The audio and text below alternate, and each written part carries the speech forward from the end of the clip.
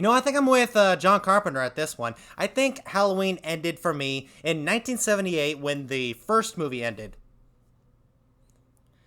There's This movie has just so many problems that I was absolutely frustrated for like halfway through this thing. Halloween Ends. So Halloween Ends is the supposed final chapter in the entire Halloween franchise. Allegedly. I mean, Halloween has been rebooted so many times that I doubt that this is going to be the final Halloween movie that we're going to get.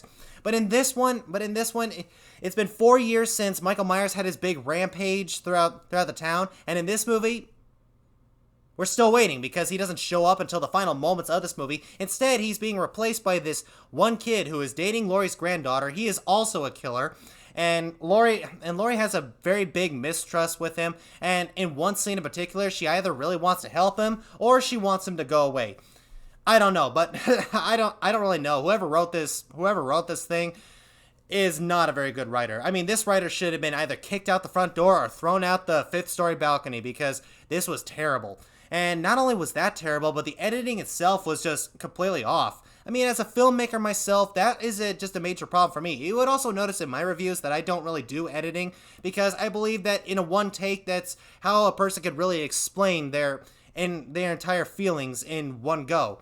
And for this movie, I don't have a lot of good feelings for. I mean, the acting is okay in this movie. I mean, Jamie Lee Curtis, she still does a really good job as Laurie. I mean, she's been playing Laurie since the 70s, so she still is really good in her role. She is really enjoyable to watch. Even Michael Myers is a lot of fun to watch. And some of the killings in this movie are definitely creative. One thing about slasher horror movies is that they don't just kill people, they come up with unique and clever ways to take people out.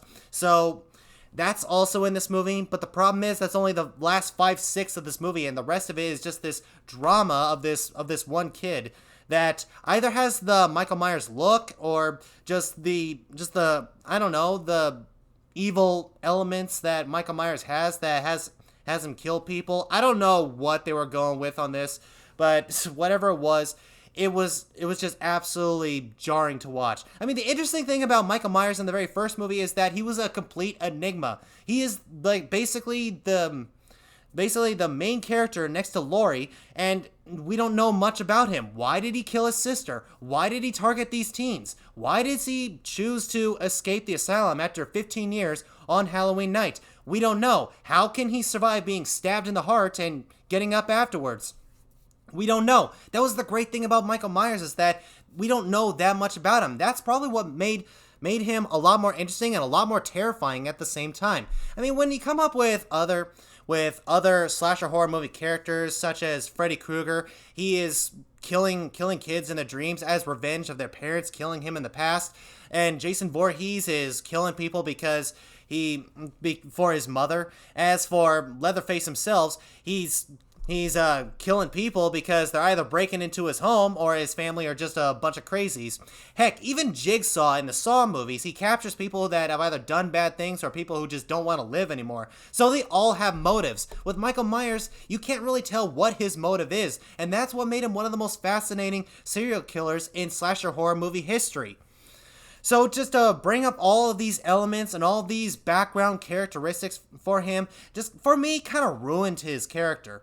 And this one is just something out of the blue, out of nowhere, and honestly, I just wish that it just stayed in somebody's head and never come off on the big screen. I mean, when it came to the 2018 movie, that was actually very exciting for me. It was like Star Wars The Force Awakens, when that brought back the Star Wars franchise. I was excited for that movie too. Just like for Halloween 2018, I was excited for that movie too, and I really enjoyed it. And as for both movies, the sequels happened. The next movie happened, it was not good, and then the final movie happened, and it is absolutely abysmal that it completely ruins the one movie that restarted this entire franchise.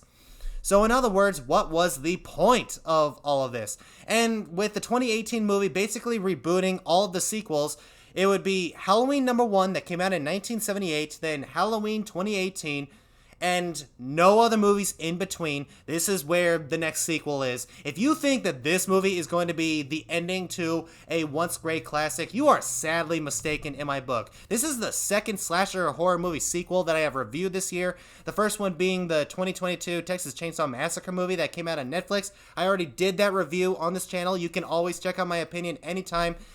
But with both movies, I gotta say, Texas Chainsaw Massacre, that remake, I would watch on Halloween instead of this mess. Because in that one, at least Leatherface was actually in his movie. I am so disappointed in the fact that they just completely outcasted Michael Myers in his own movie. You might as well have had the whole ballpark of characters, of Halloween characters, on the field, and then there is Michael Myers just sitting on the benches, your best player, and he doesn't come out until the final showdown. Instead, you have all of these rookies coming in, and you're just sitting there going, when are they going to bring him out? Just bring him out. Show me what I paid money to see. And they don't do that until the final minutes of the movie. And although the killings and Michael Myers doing his thing was great to watch, at that point, it's too little too late.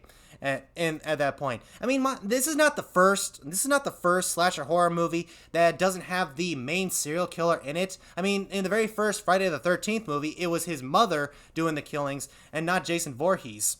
So there's that. But in that franchise, they kept bringing out sequels that added to Jason Voorhees' character.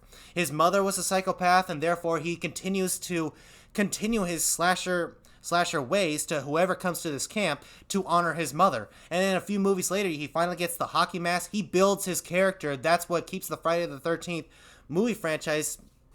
That's what keeps it going on. In this one, they just keep on getting worse, and I think to myself, why does Halloween even have a sequel in the first place? It should have ended with Michael Myers being shot out the window on the ground, and when they try to see him again, he's gone. And when they're looking, when they show a bunch of previous scenes where he was at, you hear his breathing, and you're just thinking to yourself, where is he? Where is he hiding? You're just freaking out thinking, where is he at this moment? And that's where it ends, and it just sticks in your mind. I don't need to see sequels to see what happened to him afterwards. So I gotta say, Halloween Ends, a major disappointment.